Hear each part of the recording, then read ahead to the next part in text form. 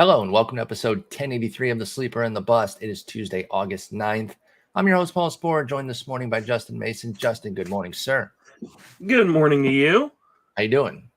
I'm doing all right. I apologize ahead of time to anybody who's everybody's listening, because obviously you're listening. If you're listening, I had, as I had mentioned last week, I had dental surgery, major dental surgery, and I'm still kind of learning how to talk. Yes. So I can understand you, but I knew there was a difference there. Yeah, you went under some you're getting a big transformation there. So you're going through some steps. But the pain you dealt with there, because, you know, for people that don't know your history, painkillers are not an option. And so you had to go cold turkey on it. How's that part of it been? Yeah, that's been okay. Like, surprisingly, it hasn't been as big of an issue as I thought it was going to be. So I've been able to maintain pretty well. It's mostly just I'm going to lose a lot of weight because I can't really eat. And the upside, right? You're like, yeah, I'll get fit, right? You know, hot dad summer, whatever they're calling it, right? So, and then I can't really talk perfectly, so I'm getting better at it. But hopefully by next time we talk, I'll be able to use my my new like contraption that will allow me to actually pronounce my S's. When are you getting that, by the way? I've actually got it. I'm just waiting for them to okay me to use it. To use it, okay. I've got an appointment tomorrow, so hopefully I can understand you. Yeah, so, yeah. I mean, we're good. Let's just not talk about anybody like José Suarez. Well, we are going to talk José Suarez. We're going to talk some other news. We're going to talk some news. Viability of a handful of starters who went last night. There were 5 guys who we got to talk about their 12-15 team. They're kind of straddling that line. I want to see where you're at. And then a handful of hot hitters who have been on the rise since around July 1st. A little bit of an arbitrary cutoff, but just kind of looking at the last month or so, because if you take out the break, even though, you know, July 1st to August 9th is more of a month of game time when it comes to the All-Star break as opposed to 5 weeks. So let's get into the news. This morning, this broke, man, things just go bad to worse with Chris Sale, and the way things have changed for him and how he's viewed and not as well liked anymore. And now this is happening. He hurts himself on his bike, fracturing his wrist. His season is now over. Chris Sale is going to be 34 next year, Justin. Is he done as an effective, consistent starter in the majors? Meaning, let's say a minimum of 130 innings. 20-something starts. Like, can he still get to that level at 34? Yeah, I don't think he's done by any stretch of imagination. And I think kind of what we've seen over the last few years, I mean, obviously the Tommy John's a Tommy John, right? Guys get it and guys come back from it. I mean, we're seeing Verlander come back from it at like 75, right? And like, you know, the other thing, you know, a lot of these other injuries are super fluke, right? I mean, falling off your bike, getting hit by the batted ball to break the finger in the first place. Yeah, like I think he's going to be a massive bargain coming into next season. Well, he won't cost much of anything. It's exactly going to be a very late pick for Chris Sale, without a doubt. Yeah, I mean, we talk, you know, coming into the season, we were talking about like who's going to be this year's Robbie Ray. You know, and I think the Heaney pick was pretty right, by the way. What? The Heaney pick was pretty right. Like, he got hurt, and I know that was yours. Oh, yeah. A lot of people went the Heaney route, you know, going to the Dodgers. So, like, where do you come out on that, though? Like, 28 innings is so tiny, but he's been so elite. Do we call that partial credit as far as identifying this year's Robbie Ray? No, because I think the real answer is Kyle Wright. Like, I mean, you know, he's the guy that everybody kind of gave up on. And I know he didn't follow the same path as Robbie Ray, but like, I guess because I didn't give up on him, I'm like, wait a minute, what? I liked Kyle Wright, but I hear you on that. Like, he came out of nowhere, and he's not necessarily going to win a Cy Young. But Robbie Ray's Cy Young didn't really get going. The story didn't start getting written until about August. So maybe Kyle Wright has a killer 2 months. I'm sorry about Sale, though. You're going to say next year he's going to be in the chatter for the 2023 Robbie Ray. Yeah, because I think he's going to go outside the top 150, and if that's the case, that's just pure profit. I mean, he was really good when he was on the mound. Like, I don't think there's any reason to think he can't be really good, you know, and if he comes with that discount, then it's worth the risk of him getting injured again. I don't think this necessarily makes him injury prone. And yet, you think Mitch Haniger's injury prone? Unbelievable. How dare you? Guy busts his wiener and you're out. You're on his case. What about this guy? I saw a stat the other day that said the Mariners have had more ruptured testicles in their franchise history than playoff appearances. 2-1. It's like, I think 5-4. Oh my God, they have 5. Yeah. I can only think of Beltran. I don't want to talk about anybody else. Don't bring up anybody else. What about Matt Carpenter? This one's super sad because he fractured his foot. His season's probably over, and you do have to wonder about him. He spiked a big 154 plate appearance run with the Yankees. Just really went in the lab, was taking bits from everybody to try to remake himself. And now here we are. It gets cut short. Does he come back next year knowing like, hey, there's still something in the tank? What do you think of a 37-year-old next year, Matt Carpenter? Yeah, I mean, you got to think the Rockies will give him a 10-year contract. So, yeah, I mean, I think he'll get a deal somewhere. I think, you know, it may not be like a guaranteed role necessarily, but the fact that he played multiple positions, what he did this year, I think he's definitely going to get another shot. It's just a huge bummer because he was on pace to be the pickup of the year. If you don't include Kyle Wright in that, the hitting pickup of the year. I mean, 305, 412, 727 with 15 homers and 154 plate appearances for Carpenter. He was killing it. Yeah, but him and Brandon Drury are the two pickups of the year, I think. And I think, so I think he'll get another shot if he wants to keep playing. I mean, obviously, I think he does. He seems to really love the game, and Yankee fans love him. I wouldn't be surprised to see him back in New York, kind of in that same role. It's a perfect stadium for him, and definitely. It just depends on how good or how big of a role he wants, right? Because he could go to a team like Colorado, or Colorado's probably a bad example, but you go to a team like Miami and get full-time playing time. He's not going to get that in New York. So, it kind of just depends on what he's looking for to finish out his career. Does he want a ring, or does he want the most playing time or most money that he can get from a contract? Yeah, we'll see on that with Matt Carpenter. It sucks that this is the way it ends. But I agree. I don't think he'll be gone. He showed he had some life this year. Jonathan India could return on Tuesday from a hamstring injury. He's been horrible this year. And so, they're trying to be careful with him. They don't want to push it because obviously they're not going anywhere. 7 homers, 2 steals, 249, 309, 396. Did we jump the gun, or is this an injury-addled season? And that's really all there is to it with India. How do you feel about Jonathan India based on what we've seen thus far?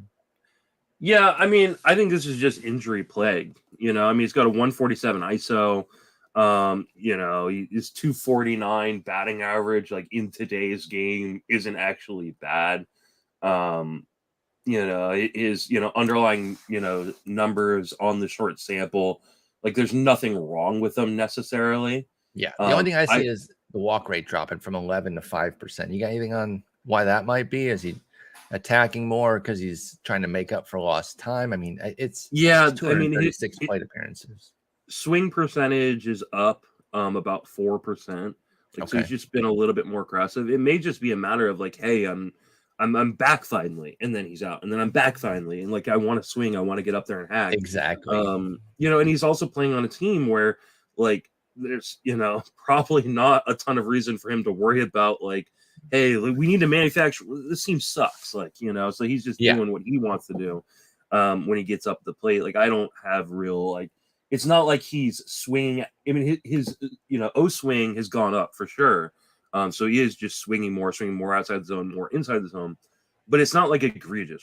He's not even at a 30% O swing percentage. So I'm not super worried about him long term. He's another guy. He's gonna be, as long as he's healthy, if he finishes the year out healthy, is healthy coming into spring, I think he's gonna be a really good discount next year. And that people aren't really gonna, people are gonna just oh, all right, maybe he just had a 1-year wonder type thing. I don't fully agree with that.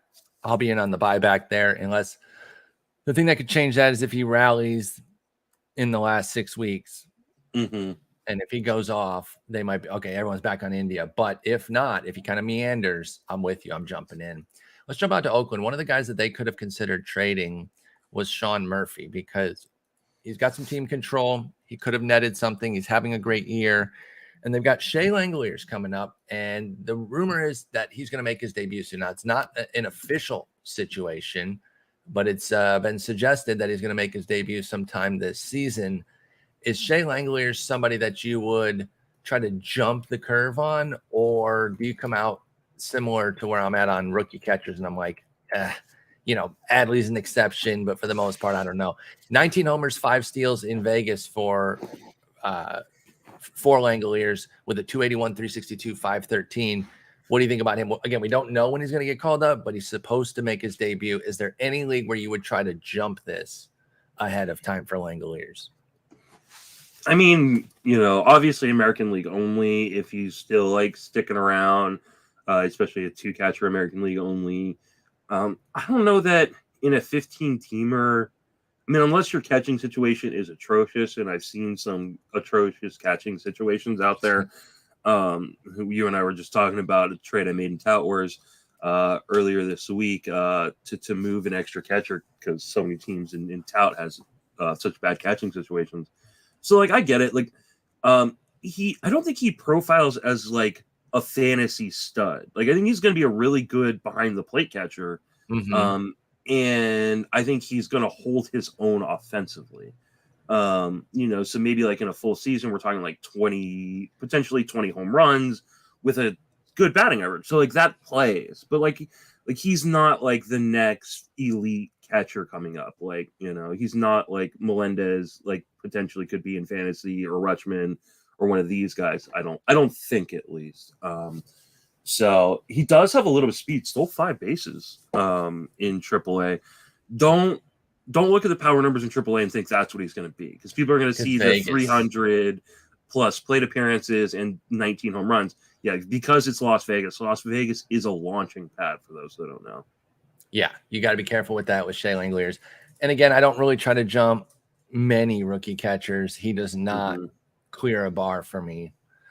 No thanks on Shay Langley. I'll see what happens when he comes up. I might jump on him then, but I'm not trying to get this early and time it. All right, let's talk about the viability of some fringe starters who've been pitching well. Let's start with the battle in Oakland last night between José Suarez and Cole Irvin. Both guys have been pitching well of late. Let's start with Suarez. He's the more available guy because Irvin's been doing it a bit more consistently this year. Suarez is now down to a 4.04 ERA, 138 WHIP, so it doesn't jump out as great. The recent work has been better for Suarez. Now they're still running a 6-man. I'm pretty sure, even though you might not know four of the dudes besides Ohtani and Sandoval, if you're not familiar with Suarez and company. But he is cooking. His last 3 have been great. We've seen flashes of intrigue from Suarez before. He's a 24-year-old lefty. Are you interested in José Suarez going forward? So there's kind of good news and bad news, right? Okay.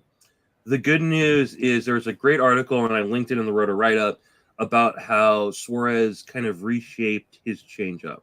And he's throwing his slider more over kind of this stretch. And the changeup looks back to being what it was when he was kind of coming up and people were excited about him potentially like being a real viable and maybe even good starter at the major league level. And then he just lost it. Like, I don't know if he just had issues with the grip or just struggled in general.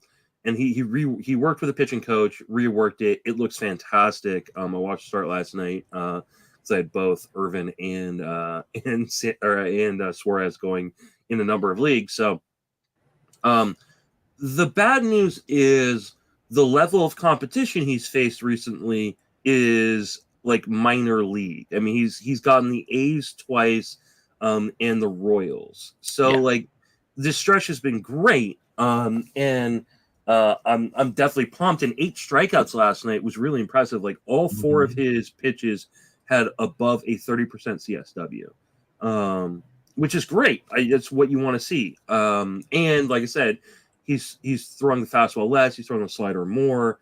That being said, when he goes and faces some like good competition, that's when I want to kind of see what's going on. Now his next 2 starts are not bad. He's got Seattle next week in Tampa Bay. In Tampa Bay. So those are really good starts to kind of continue to ride with it. But then it looks like if everything stays on track, obviously things can switch around. He would get Toronto. So don't love that. Yeah, you're not going to do that one. So, but I think you can ride with him for a little while right now, and kind of make him a team streamer. Agreed. Especially in leagues where you're okay just getting 1 start a week, because you're never going to get a second start. I mean, unless they get 7 games and he starts on a Monday, which is a pretty. He started on Monday. He started Monday this week. He's going to start on Monday next week. Like he's just never going to get that 7th or that second start in a week. And when he does, it means he's not going to get any starts the next week. So yeah, I mean it's I like him 16 rotations suck, but I agree. It might protect somebody like Suarez a little bit, but you want to try to get those 2 steps sometimes. I agree. I think 12 team and 15, he's a team streamer. 10s, you might only be using them against like the Oaklands and the KCs of the world. So I don't know with José Suarez in 10s, but 12s and above, I think there is some value there. Now, Cole Irvin is a lot more heavily regarded. Of course, he's the 48th pitcher this year on the player rater. 46th, excuse me. I sold him short. 62% at Yahoo, 43% at ESPN. He's his standard finesse self again, and that's why those numbers don't usually creep to the high end, even with a 2.92 ERA and a 103 WHIP. But are those ratios just too good? And Cole Irvin is underutilized at Yahoo at 62 and ESPN at 43%. What do you think of Cole Irvin? Oh man, this one's hard because like you look at his schedule and you go, he has only faced really good teams and really bad teams. Like he has not like faced a lot of like the middle of the pack in the American League. He gets a lot of Houston, some Yankees, Toronto, and then it's like a bunch of Tampa Bay's offense and Texas, and it's hard. There's so much that can go wrong with his profile, like in such a short period of time. And like you look at some of the ERA indicators, and they're pretty scary. With a guy with a 2.92 ERA and a 4.37 xERA, and a 4.21 xFIP, like at the same time, like he makes it work because he limits hard contact, but like he gives up so much contact. I mean, we're talking about a guy who 87.5% in the zone contact, league average around 85. He doesn't have overwhelming stuff. He doesn't get strikeouts. 17% K rate for Irvin with that 2.92 ERA. I didn't start him in some leagues this week, even on a 2-step, with the first one being good because he gets Houston for the next one. I don't blame you. That's tough. But he's been good against Houston this year. No, I know he's crushed them. I mean, he's been good against everyone. Yeah, he really has. I think it's one of those where he kind of, if you really need ratio stabilization, like you just kind of close your eyes and pray. And just go for it with Cole Irvin, I feel like there has to be some massive regression coming at some point. It just hasn't happened yet. And I mean, it's not that he might run out. Yeah, like we don't have that much time left. Like it's, I think, one of the things we try to harp a lot at this time of year is ratios still move. Exactly. And so like, if you need ratio help, he's one of the few guys that you're going to widely find on these, shallow wires, that can do that. So like, yeah, I mean, how much different is he than like Miles Mikolas? Like who? It's not that different. He has a great park to play in. Yeah, it is in that. He's just on a worse skill set. He's just on a much worse team, both from an offense and defensive support. Mm-hmm. He's a 1.66 ERA at home with a 0.87 WHIP, 4.58, 125 on the road. So Cole Irvin, if you want to just start him at home, that's probably the best way to play it. Maybe some of the easier road matchups that you feel comfortable with, but I think, and I know 10s are different, but the difficulty of streaming this year leads me to believe that he should probably be rostered in more than 62% of Yahoo, 43% of ESPN leagues for Cole Irvin. But I get it. He doesn't miss bats. And so, and he's a home only kind of guy. So it's a little scary. Let's talk about somebody with a little bit more dominance to him, but still kind of missing that, like that dominance level that would make you feel super confident in Keegan Thompson. But he shows flashes. Now, yesterday I actually liked him for under his strikeout prop, which was 4.5 strikeouts, because the Nats, for as bad as they are, Justin, they don't strike out. So be careful with that in DFS when you're now. If it's a legit strikeout guy, yes, I'm sure they will. But those fringe guys, I'm sure Keegan Thompson was used in DFS last night because of Washington, and he did fine. 6 innings, 1 run, 5 hits, no walks, but only 3 punchies. That's the thing with Thompson. He doesn't have overpowering stuff. A little bit better than Irvin's, but is Keegan Thompson somebody that you've been looking at on the wire as a potential help? 3.36 ERA, 1.24 WHIP. Not as flashy of numbers, but a lot more widely available. What do you think of Keegan Thompson? Yeah, I like Thompson. I kind of wonder what happened to the swing and miss, though, because I mean, he was a guy who had been, strike out an inning, all throughout, pretty much throughout the minors, and in his brief sample in the majors last year, and his swing strike rate has just slowly gotten, smaller and smaller to the point where now he's not even, he's not really that close to a strikeout an inning type of guy. And it's supported. Again, another guy who gives up a ton of contact.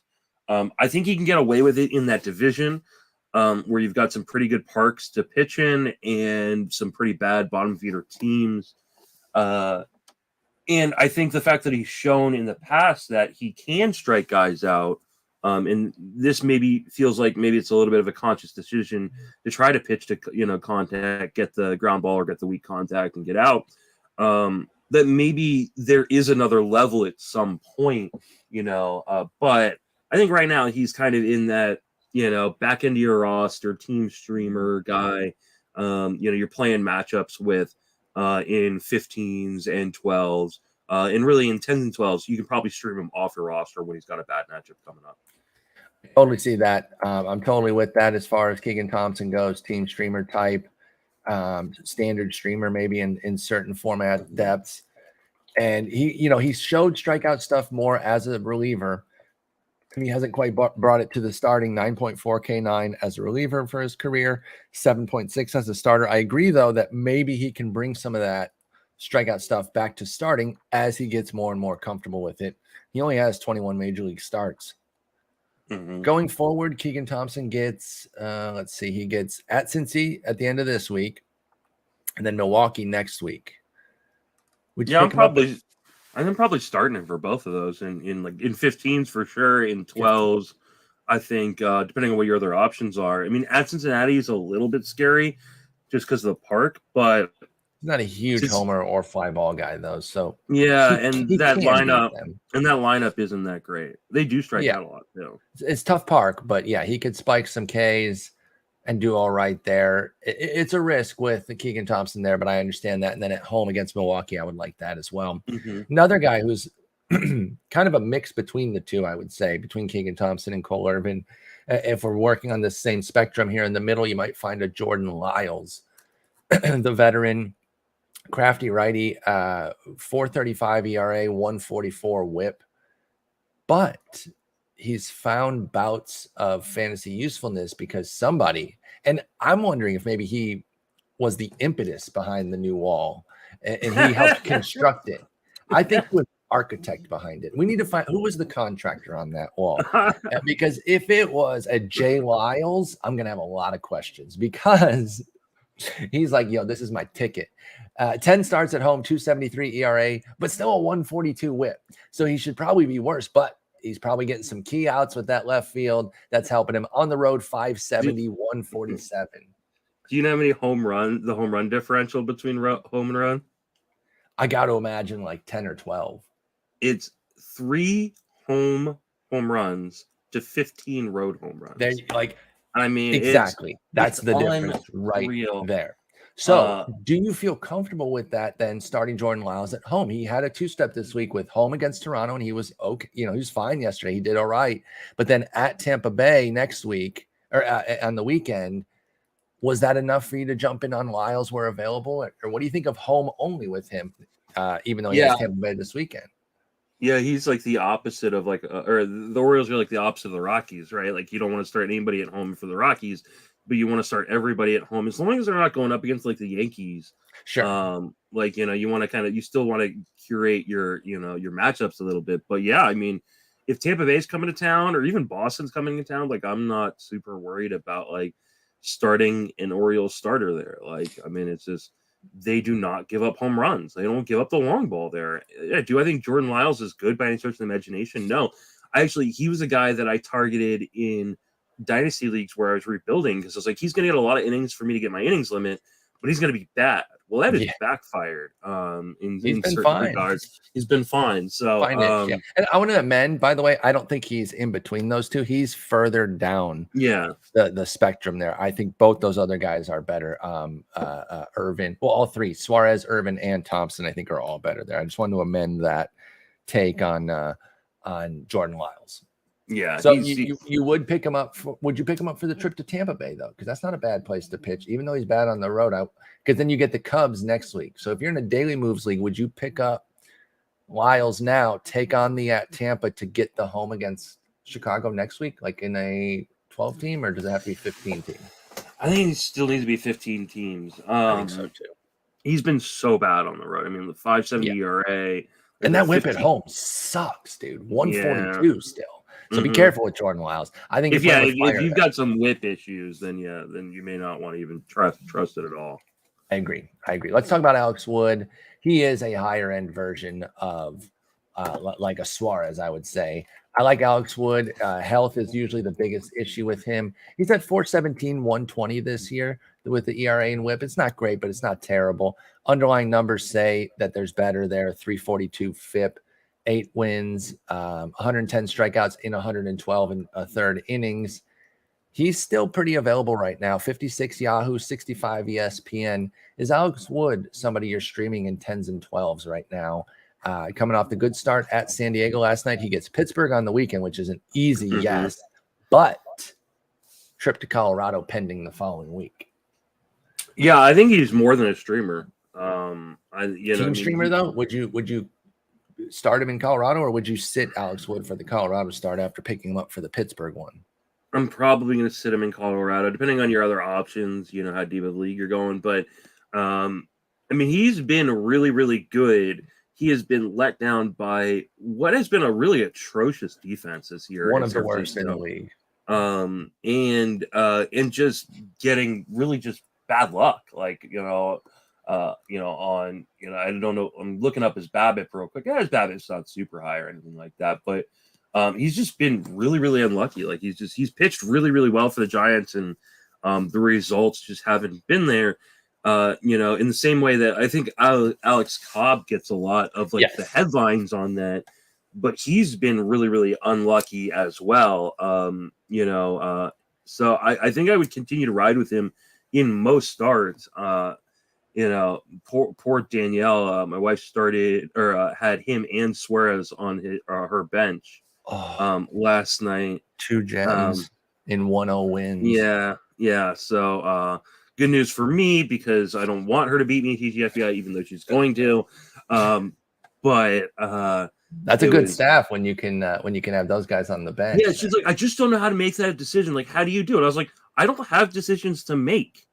Like, that's the thing. I don't. A lot of times, my team isn't good. I'm not making decisions. I'm just surviving. Yeah, I'm just going with who doesn't have red next to their name sometimes. Yeah. I was in a good position earlier in the year, and I didn't take it for granted and be like, oh, I will have starting depth all year. But there were times, and it allowed me to be a little bit more judicious with a Paul Blackburn, for example, because I was actually running some starters depth in our main. As it does, it dried up. Ian Anderson fell apart. Michael Kopech is terrifying. Gibson, you were mad about my Kyle Gibson pick, dude. He's a loser. He's back to a normal Hey, self. his last start was great. He almost It was had great. a perfect game. It was great, and I did have it in, but yeah, mid-4s ERA with a good whip. He is who he is basically what it is. I should have cut him after those first 2 starts. But yeah, so, you know, it ends up drying up. But I do like Alex Wood and Cobb. They've both been super unlucky this year. But that defense, don't just look at that and say, well, they've been unlucky, they'll get better. That defense is second to only the Nats in terms of awfulness. Outs above average, Nats are -44, which is hilarious because the next worst are the Giants at -31. So there's a pretty big gap between the two. Just for context, the top 2 teams are the Astros at 27 outs above average and the Padres at 24. And then if you really zero in on it, you go on the infield. The Giants are a little bit better there at -13, but that's where somebody like a Cobb and a Wood are both getting hurt because they can keep the ball down and deliver playable contact, but the team just isn't doing anything with it.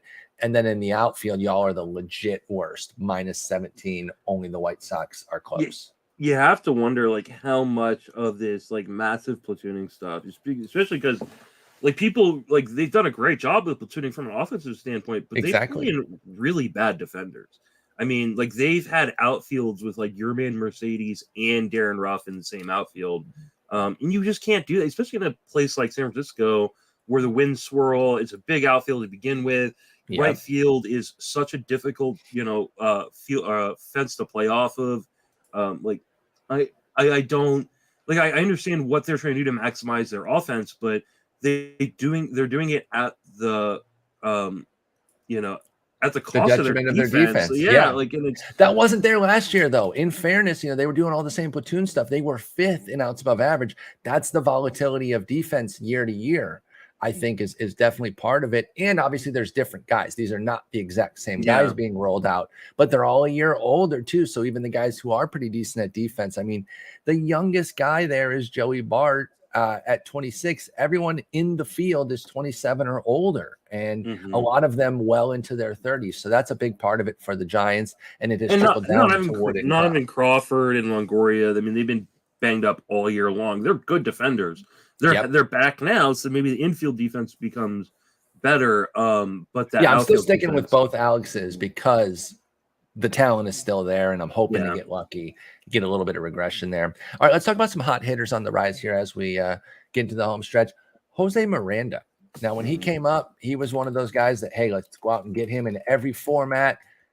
Standard, prototypical start to a rookie career. Didn't get going right away, starts popping up on waiver wires. I don't blame anybody who cut him.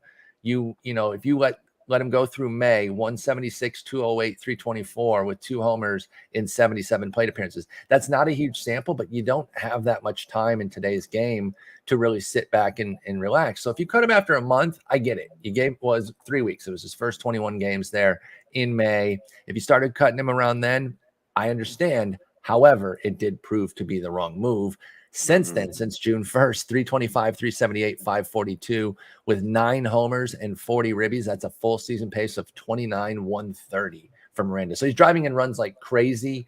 What do you think about José Miranda? Where were you when he first came up, and how do you feel now that he's panning out and cooking? Oh man, like I thought he was an interesting guy. I just was worried about what the playing time situation was going to look like once they got guys healthy. Luckily for him, like, none of their guys can stay healthy. Like, you know, Sano's done for the year. Kirilloff's done for the year. And he has such a good ability to just make contact because, and he needs to have that because he swings all the time. Like, he does not walk. He's here to hit. Yeah. I mean, him and Luis Ariz are like, hey, we're not going to see a pitch. So, like, if you guys were hoping to, like, be able to, like, learn stuff from us taking pitches, you're not going to learn crap. I mean, he swings over 50% of the time generally. And in the zone, he swings 74% of the time. Whew. That is astronomical, but he makes a ton of contact. We're talking about a guy with power with a 90% zone contact percentage. That's, you know, for a guy combo. for a power guy, like, that's pretty close to being elite. So it's why I fell in love with Maikel Franco all those years, though. It was that he had good contact with pop. Miranda so far has been looking good. I'm excited about him though. Maybe he can be what Franco never could be for me. Yeah. My only concern with him is with Miranda. Miranda is like how much power do we end up actually seeing? Yeah. Fair question. Because he puts a lot of the stuff on the ground. Like I think he is probably like a swing tweak. Like keep the same approach, but put a little bit more loft in your swing, like being a potential monster in fantasy. Yeah, he's not quite Yandy Diaz though. 43% ground ball rate is livable, but I hear you. If he really wants to maximize what Miranda can do, maybe a little bit extra loft in that swing, a tiniest bit. Like it does. Yep. It doesn't need to be like he's got a 14-degree launch angle. If he can get that like closer to 20, like we're talking about a guy that could hit 280, maybe even close to 300 in some, in BABIP field years. With like potential 25, 30 home runs. But right as we speak now, he's probably a low 20s guy with a good batting average, which is fine. Like, but it's not, it's not what you're really looking for that prospect that came up. Like, you're going to take it. I'm going to take that over. I spent $300 on Nolan Gorman. I would have much rather gotten what Jose Miranda's given me. A little bit cheaper, yeah. Not that Gorman's been bad, but no, he just hasn't been. He hasn't been the league winner. It's like 10, something like that, 10 or 11. Yeah, 12, and you probably got 10 of them then. Yeah. So, I mean, he's fine, but like he's also hitting like 249. I'd much rather have the 280 that Miranda's giving you. I like Miranda a lot. I'm interested. Obviously, if he finishes strong, he'll be a hot breakout pick for next year. So it'll really depend on where he finishes to know if I'm going to be in on paying the premium, because the last 2 months will dictate how high that premium is on Miranda. Yeah. I'm interested to a degree, but if it ends up getting too high, I'll probably back off and let others pay the premium for this season. Luckily, he'll be double eligible at first and third. That'll be nice. Double corners there. And I like having him at third with Miranda from Minnesota. A guy we talked about a lot in the preseason, and I remember zeroing in on this, and I got to be honest, I didn't end up parlaying it into enough. Outside of one team that I got DJ LeMahieu on, but I remember bringing up that Roster Resource had him on the bench, and that was creating a discount because everyone uses Roster Resource. So everyone was looking at that thinking LeMahieu's not going to start. LeMahieu's not going to start. And while I almost universally agree with what Jason does at Roster Resource, I did not agree with any notion that DJ LeMahieu wouldn't be a full-time starter. Might bounce around all the time. But I thought he'd be a full-time starter. I didn't pounce on the discount enough, though. And the major reason was I had both my first baseman that I liked late and my utility guys. And so he was one of those guys that was consistently on my list, all right, but I'd be like, oh, I'll do somebody else here, and then if he makes it back, I'll get him there. I wasn't attacking, and I wish I would have because there was a fat discount. And DJ LeMahieu's been amazing this year. 12 homers, 4 steals, 290 average. The average came back, and that's really the key difference here. LeMahieu has been very strong this year overall. He is the 66th player with triple eligibility. And, nothing major. The homers aren't major. The steals aren't major, but it's all good just across the board, triple eligible. Did you end up parlaying that potential discount there from the assumption that he would be a non-starter? Did you end up using that to get any DJ LeMahieu? I did. This has been one of my better calls of the year. And my rallying cry was why draft Wander Franco when you can get him, 70 picks later with triple eligibility. In DJ LeMahieu. I mean, he's been great. I think people confuse like the idea that like, oh, he's not going to be that guy that hits 300 and gets 20 something home runs again with like not being extremely valuable from hitting the top of a fantastic lineup with a great batting average and being triple eligible at the same time and not being a zero in home runs. Like he's going to finish with like 16, 17 home runs and a 300 batting average and 100 runs scored. And he was triple eligible. He helped you out all season long and kind of plugging holes, especially in a year like this where there's been so many injuries. I think he's just one of those guys. And I don't think he's going to get enough credit. Like, I think people are going to go back to being like, DJ LeMahieu, whatever. Because he'll be 34 next year, too. So now the ageism is countering the production, right? Yet last year it was, okay, he's coming off a bad year. He was a fluke. which I don't think really checked out. I thought last year was pretty explainable. It seemed like he played through injury. Again, I didn't get him everywhere, so I'm not here taking the mega victory lap like I was all over it. But it did look a little fishy that price was being dropped, and that this guy was not somebody who was cooked. And he's been amazing for folks. And everyone that bought back in on him got a find with DJ LeMahieu. He's signed through 2025. He could age brilliantly, though, too. He is. I mean, he's 34. He's, exactly. So he already is, and he could continue to age brilliantly. And he might be one of those guys that's just a discount the next 3 years because everyone doesn't waiting, the hot potato, right? You don't want to be caught holding the bag. So the discount becomes enough to where you jump in if you're comfortable.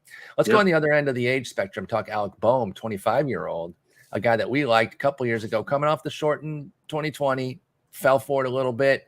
Last year was a flop big time. This year he's back though. He's solid. He's not off the charts. He's a little bit LeMahieu in that 293 average, 328 OBP, 413 slug. Not as much power though. 8 homers, 56 runs, 45 ribbies, 1 for 3 on the bases. How do you feel about Bohm these days? Like I said, we went through it where we were in. We backed off after last year. Have you jumped back in on Bohm as somebody you like? Yeah, I mean, I felt like he was a good buy low opportunity guy coming into the season. I wish I'd gotten him more, but usually by the time we got to the end of the draft, which is where he was really going, I already had my third baseman. He's only third, so it's narrow, and he is a reserve guy, right? He was 364 on average in the mains, so you're putting a one position guy. I get it, right? Unless that's what we really need. Yeah. But I mean, pretty much just everything I said about Jose Miranda, except for playing on the Twins and having first base eligibility, copy that over for Alec Bohm. He is a guy that he makes good zone contact. He's good at for good batting average, but he needs to raise that launch angle if he's ever going to tap into that power. There is power there. 110 max or 111 max exit velocity. He swings a lot inside the zone, makes really good contact, but it's all on the ground or line drives. Very little of it goes in the air. He's not gonna if we want him to take another step, it's gonna have to be him raising that launch angle, and trying to power. And he's in the park to do it in Philadelphia, so it could happen at some point. I just, at this point, he is what he is. I think he's a low 20s homer guy with a good batting average, which is totally fine, especially at a shallow third base position. But I don't until he makes that change. If we start seeing comments, this offseason I'm working on raising my launch angle, then you start okay, highlight circle, move him up 3 or 4 rounds in the draft. Because if he can do that, then I think he's a 25-30 homer bat with a good batting average. No, I totally understand that, and I don't think we've seen all of Bohm. This is prospect growth isn't linear to them. He's 26, so he's not a true prospect anymore, but it can take some time. He just literally the last game Alec Bohm played, he hit 1,000 plate appearances, and that's generally a given threshold of okay, that's a sample to kind of really look at, see where they're at. He's been about a league average guy since then. Now, does he take a step forward from here and get that lift that you're talking about? Or does he stay as this sort of league average to a little bit above type guy with Alec Bohm? We'll have to see how that goes for the rest of this season. And then into draft season, how much people value what he's done. Let's move on and talk about another player named Matt Chapman. We haven't talked about him in a while. He's been rolling. He's another guy that I do not blame anybody who cut him in shallower formats. You gave it the old college try, especially if you really waited through the first 2 months, because, it was a mediocre April, but then things really went south in May, and he was carrying a sub 200 average into the final days of May. On May 27th, he had a 191 average. He got 2 hits the next day to go to 199, and then kind of took off from there. Who knew that was the little spark to get him going. Since May 28th, 279 average, 350 OBP, 567 slug with 16 homers, 41 ribbies, and 43 runs. That's a full season of 45, 115 and 120 for Chapman. Of course, that's crazy, but a 58 game sample of just utter destruction for Chapman. It was so bad to start that he's still only hitting 242 for the year. So people might miss how great he's been because he fronted the league 2 months. I love Chapman. He was my second most rostered guy behind Luke Voigt. That's probably why I'm not winning a ton of leagues with those to be my most rostered guys. But they're both actually doing fine. I'm not really that upset about either of them. What do you think of Matt Chapman's resurgence? Do you believe in it? It's interesting because like he's actually making much less zone contact during this stretch. But it's not because he's swinging more or like swinging inside or outside of the zone more. He's just, when he's making contact, the ball's going everywhere, or going over the fence. Like it's Ball go boom. It's really, really interesting. It's a profile you don't usually see. I think the problem with a guy like Matt Chapman is he's going to swing and miss so much that he is going to have like these really great hot stretches. He's also going to have some really bad cold stretches, and you just have to be able to live with him. You know, he's almost he's like a better version of Jonathan Scope, to be honest. That's fair. And I love Jonathan Scope. Like that's, and he's got more power, so he hasn't been as hurt because you talked about the softened ball and how it would hurt guys like Scope and Candelario who don't quite have that get out of anywhere power, especially in the park that they play in Comerica. It's pretty neutral, but if you get stuck in center field at all, you're not hitting homers anywhere there. Chapman has a little bit more pop than that. So Chapman is kind of a perfect roto guy, right? Because you ride the waves there. You don't worry about it as much. Head to head, I could see him being a nightmare because those first 2 months when he's doing nothing for you, he's losing you games at third base. And then these last couple months, he's winning you the week. Chapman can when he's hitting like 5 homers and 12 RBIs in a week type deal. So I think there's certain guys that have the big volatile stretches. I think they are better in roto than head to head. And Chapman, it's usually the guys that have a lot of that swing and miss and the produced power when they're dialed in. The difference between the first 2 months and the last two has really been a change in launch angle. He is trying to put the ball in the air. He has raised his launch angle 7 degrees. That's huge. Yeah, and so and the fly balls have gone up a huge amount. He's over 50% fly balls in this stretch. And like so he's just like saying like, listen, you may strike me out, but if I make contact, it's going in the air and it's going a long way. A little far. Yeah. So like this could easily come crashing back down where all of a sudden he's striking out at 35% clip. But the beauty of Matt Chapman is when he's healthy, he plays every day because his defense is so good. Yep. And that is not going to change in Toronto.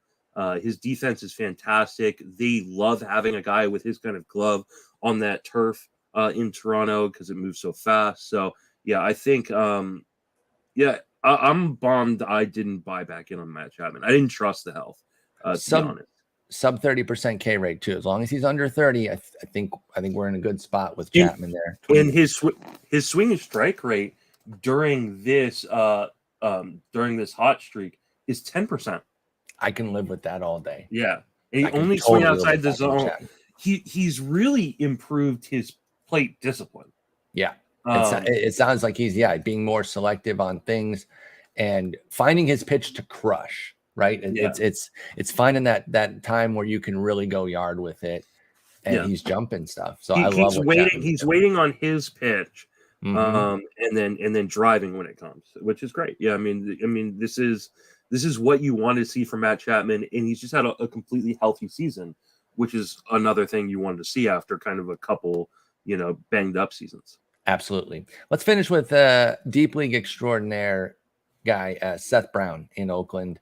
This was somebody I really liked this year for deep league specifically. This was definitely, DC's 15 teamers. This is one of my guys here. I had the bold prediction that he could hit 30 homers. I don't know if he's going to get there, but he has 17. He's on fire right now. 17 to 99 games. So he had a really bad April, and he hasn't been amazing in May, June, and July since, but 3.55 on the homers in those 3 months and 4.3 and 0 on the steals. 0 in July, but 7 in May and June combined. The bottom line is 17 homers, 8 steals, 237 average, which we've always talked about this year, is not as killer. The sub 300 OBP is bad. 295. I can't pretend that that's anything but bad. But if you platoon Brown properly and try to make sure you don't let him face too many lefties, whether you're the A's or a fantasy manager, I think there's something here. He's an 816 OPS against righties, 480 against lefties. You play the schedules, 15-team main event. You can play him in the half weeks like this first half. I would say no, because he has Suarez and Sandoval. Second half of the weekend, even though it's all Houston, it's all three righties. So I think Brown has been a great 15-team play this year. What do you think of Seth Brown? And does he have any 12-team viability as he's gotten hot here toward the end of July and into August? Again, this is another one of those guys, me see ball, me swing. And then that's what he does. Like, he sees the ball and he takes a hack. He does not care if the ball is in the zone or out of the zone. Like, he's going to take a hack, which is why the strikeout rate is such a problem. And why the walk rate is so low, because he's like, hey, they threw the ball. That means I swing now. Seth, they throw it every time, dude. It's their job. Oh, yeah. Okay. My bad. Oh, I forget.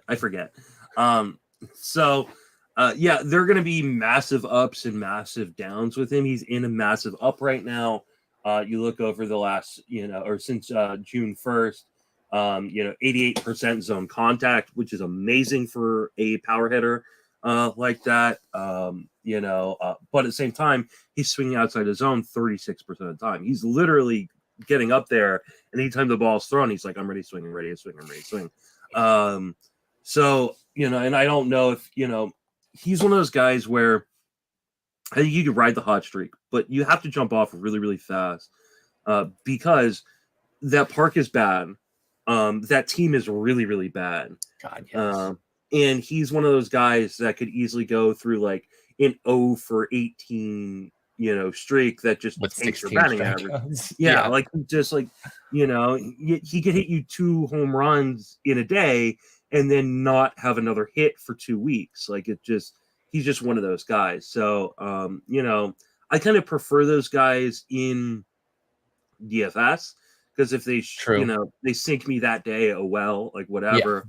I'd rather him not sink my whole team for a week. But in deeper leagues, like, I drafted him a bunch in DCs too because, like, he was going to play every day. He's going to play every day, and like, thought he could go 30-10 at his best, and he's at 17-8 so far. So the 10 should get there. I don't know that the 30 will, but I like Seth Brown. Start him against righties as much as you can. If you're in daily league, it's even easier. Deep league play, I totally agree, or some DFS action there for Seth Breezy on the A's. I think that, by the way, you're gonna get me on the A's this year. Of course, the one time I stick my neck out for a crap team, they're at a 373 win percentage, and I was like, oh, Justin, they don't usually tank like this, dude. They're not that kind of bottom feeding team when they lose. This will be their worst record if they don't fix this since 1979. It's not surprising. The only thing that's surprising is that there's a team in Major League Baseball that's worse than them. I know. Like, the Nationals have already lost 75 games. Bro, they're so bad. Yeah, because they have a hitting park and they don't have enough hitters to take advantage. Oakland has a pitching park and they always have some pitchers who can take advantage. So we talked about Cole Irvin. Paul Blackburn was an all-star. Caprillian's been on fire of late. Montas was great for them before it got traded. Some relievers have done some things. So I guess that's why they're able to stay even better than that. And they also have some really bad teams in that division too, with the Angels. They get to pick on. No, I mean, Washington's got the Marlins, right? So true, but the Marlins pitching is way better than anything the Nats have. Absolutely. So and now you've traded away your two best hitters at the break too. Exactly. So the Nats are a disaster. But anyway, I got to get going. I hope the mouth starts to feel better. You made it through again a little bit. We did like a list, but we killed it. Yeah. I assume we'll be back Friday unless anything happens with. We should be back Friday. Bright and early episodes for those of you in the Patreon that are watching live. That'll be at like 9 a.m. Eastern, so 6 a.m. Pacific. Perfect. Okay. Good talking with you. Talk to you later. Take it easy.